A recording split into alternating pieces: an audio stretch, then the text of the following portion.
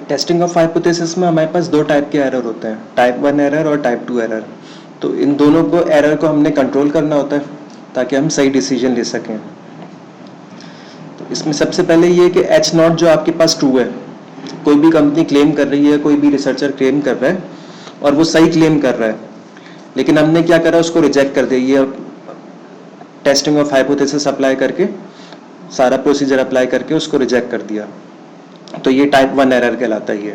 लेकिन जो क्लेम कर रहे हैं अगर उसको एक्सेप्ट कर लेंगे तो ये हमारा करेक्ट डिसीजन कहलाएगा। तो इसी तरह आपके पास अगर एच नॉट जो भी कंपनी क्लेम कर रही है वो गलत क्लेम कर रही है, वो फॉल्स एवरेज वैल्यू बता रही है वो, लेकिन हमने उसको एक्सेप्ट कर लिया, उन कंपनी की बात मान ली हमने, उसको एक्सेप्ट कर लिया, तो ये हमारे पास टाइप 2 एरर कहलाएगा ये। इसी तरह उसको रिजेक्ट कर देंगे हम उनके स्टेटमेंट को, तो ये करेक्ट डिसीजन कहलाएगा हमारे पास।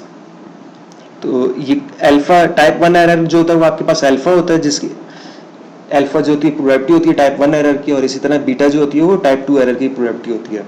और अल्फा जो होता है वो 1 माइनस बीटा के बराबर होता है, या बीटा जो होगा 1 माइनस अल्फा के बराबर होगा। तो एक एरर को हम लोग इंक्रीज करते हैं, एक को डिक्रीज करते हैं, तो दूसरा एरर जो है वो इंक्रीज हो जाता है। तो इनको हमने दोनों को ही डिक्रीज करना होता है, हमने दोनों को एरर को मिनिमाइज करना होगा हमने। तो ये समरी आ गई हमारे पास टाइप 1 एरर की और टाइप 2 एरर की। अच्छा, सबसे पहले टाइप 1 एरर समझ लेते हैं।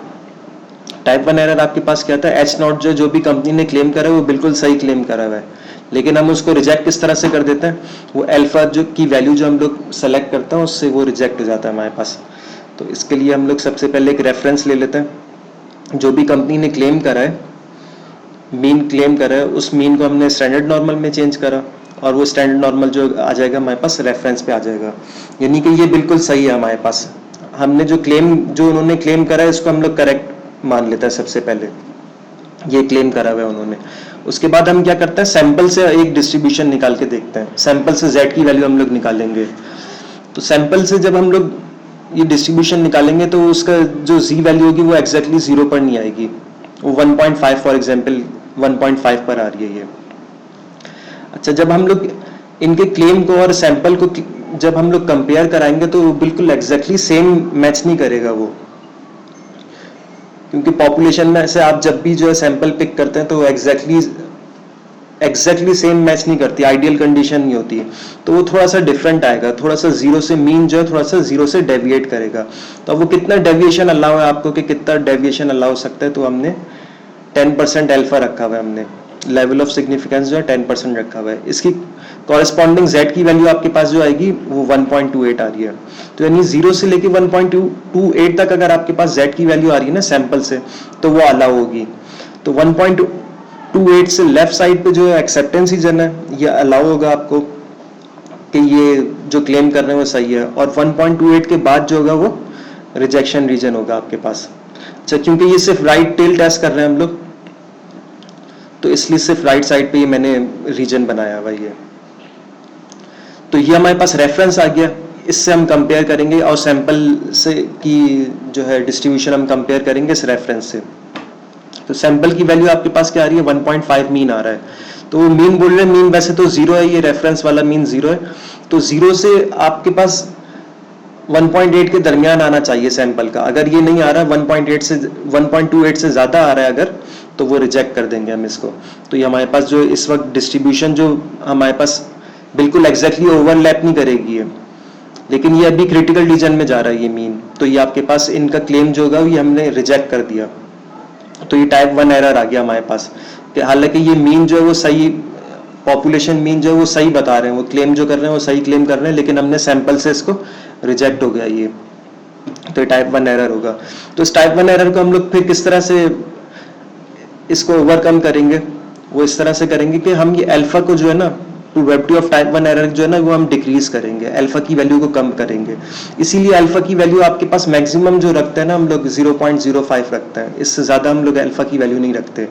तो अल्फा की वैल्यू को मैक्सिमम मैंने रख दिया 0.05 रख दिया। तो 0.05 पे जो वैल्यू आ रही है मेरे पास z की 1.64 आ रही है मेरे पास z की वैल्यू। अब इसको मैं सैंपल से कंपेयर करूंगा तो वो मेरे पास एक्सेप्टेंस रीजन में चला जाएगा। तो टाइप 1 एरर तो आपके पास इस तरह से जो है ये कंट्रोल हो जाएगा। अब ये 1.5 जो 1.64 से पहले आ रहा है तो ये एक्सेप्ट हो गया, ये टाइप 1 एरर तो इस तरह से कंट्रोल हो जाएगा। टाइप 2 एरर क्या होता है, आपके पास बीटा होता है, वो एच नॉट जो होता है फॉल्स होता है, लेकिन हमने उसको एक्सेप्ट कर लिया। तो यही एक मैंने वही सिनेरियो बनाऊंगा कि ये जो एच नॉट, ये रेफरेंस डिस्ट्रीब्यूशन आ जाएगी मेरे पास, एच नॉट को हमने बिल्कुल सही कंसीडर किया, करेक्ट डिस्ट्रीब्यूशन कंसीडर किया, उनके क्लेम को करेक्ट कंसीडर करा पहले तो हमने, और इससे ये एक डिस्ट्रीब्यूशन बन जाएगी हमारे पास। तो इसका मीन जो है वो 0 के बराबर है। अल्फा जो हमने 0.05 रखा हुआ था और ये 1.64 आ गया, ये मेरे पास z की वैल्यू 0.05 पे 1.64 आ गई।